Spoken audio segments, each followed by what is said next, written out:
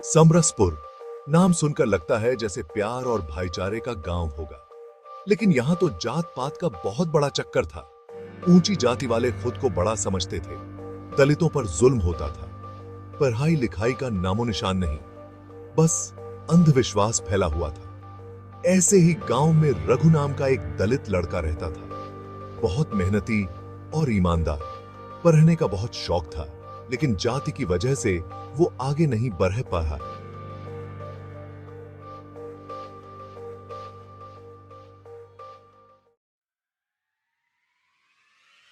एक दिन रघु और सुमन की मुलाकात हो गई। रघु कुएं से पानी भर रहा था, तभी सुमन वहां आ गई। उसने देखा कि रघु के पास किताब है। क्या पीआरएच रहे हो रघु? सुमन ने पूछा। रघु डर गया। ऊंची जाति की लड़की उससे बात कर रही थी। मैं कहानियां पढ़ रहा हूं, रघु ने डरते हुए कहा। सुमन को लगा कि रघु पढ़ना चाहता है। उसने सोचा कि वो रघु की मदद करेगी। धीरे धीरे दोनों में दोस्ती हो गई। सुमन रोज रघु को पढ़ाती। रघु भी बहुत जल्दी सीखता था। दोनों का सपना था कि गांव में एक ऐसा स्कूल हो जहां सब बच्चे बिना किसी भेदभाव के पीआरएच सकें। रघु और सुमन की दोस्ती की बात पूरे गांव में फैल गई। गांव के ठेकेदार, मुखिया और पंडित सब गुस्सा हो गए। ये कैसे हो सकता है, एक दलित लड़के की इतनी हिम्मत? ठाकुर गुस्से से बोला। मुखिया ने कहा, हमें इस लड़के को सबक सिखाना होगा, नहीं तो ये औरों के लिए मिसाल बन जाएगा। सुमन के घर वाले भी डर गए। उन्होंने सुमन को घर से बाहर निकलने से मना कर दिया, लेकिन सुमन नहीं मानी। वो जानती थी कि वो जो कर रही है वो सही है। वो चुपके चुपके रघु से मिलती रही। दोनों ने ठान लिया कि वो अपना सपना पूरा करके रहेंगे। रघु और सुमन ने मिलकर गांव के बाहर एक छोटा सा पुस्तकालय खोला। उन्होंने इसका नाम रखा समरस पुस्तकालय।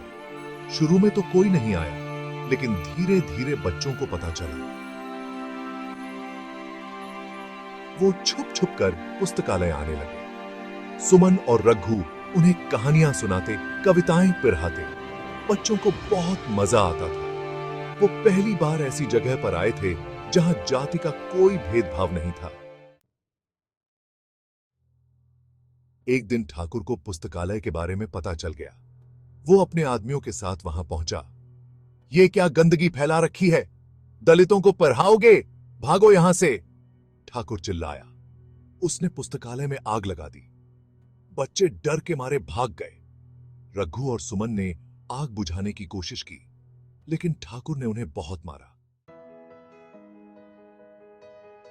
गांव के लोग डर गए थे। कोई रघु और सुमन की मदद के लिए आगे नहीं आया, लेकिन बच्चे बहुत हिम्मती थे। उन्होंने ठाकुर के खिलाफ आवाज उठाई। उन्होंने अपने माता पिता से कहा, रघु भैया और सुमन दीदी ने हमारे लिए स्कूल खोला था। वो हमें पढ़ाते थे। क्या पढ़ना गलत है? बच्चों की बातें सुनकर गांव वालों का दिल पिघल गया। उन्हें अपनी गलती का एहसास हुआ। गांव के कुछ लोगों ने हिम्मत दिखाई। उन्होंने रघु और सुमन को अस्पताल पहुंचाया। जब रघु और सुमन को होश आया, तो उन्होंने देखा कि उनके आसपास पूरा गांव खड़ा है। हमें माफ करना रघु सुमन, हमसे बहुत बड़ी गलती हुई, मुखिया ने कहा। गांव वालों ने मिलकर पुस्तकालय को फिर से बनाया। इस बार पुस्तकालय पहले से भी बड़ा और सुंदर था। समरस पुस्तकालय फिर से गुलजार हो गया। बच्चे खुशी खुशी वहां आते और पढ़ते। गांव के लोग भी बदल गए थे। उन्होंने जाति पात का भेदभाव छोड़ दिया। ठाकुर को अपनी करनी पर पछतावा हुआ। उसने रघु और सुमन से माफी मांगी। समरसपुर में अब सचमुच प्यार और भाईचारे का माहौल था। समरसपुर की कहानी दूर दूर तक फैल गई। ये एक मिसाल बन गई। लोगों को समझ आया कि पढ़ाई लिखाई से ही समाज में बदलाव लाया जा सकता है। सरकार ने भी समरसपुर की मदद की। गांव में एक बड़ा स्कूल और पुस्तकालय बना। रघु और सुमन की कहानी हमें बताती है कि हमेशा सच और हिम्मत के रास्ते पर चलो। पढ़ाई लिखाई ही एक ऐसा हथियार है जिससे हम जाति पात, अंधविश्वास और भेदभाव को मिटा सकते हैं। आओ हम सब मिलकर एक ऐसा समाज बनाएं जहां सबको समानता और इज्जत मिले। नमस्कार दोस्तों, स्वागत है आप सभी का हमारे चैनल नानी की कहानी में, जहां हर कहानी में बसती है प्यार की मिठास और नानी की प्यारी आवाज।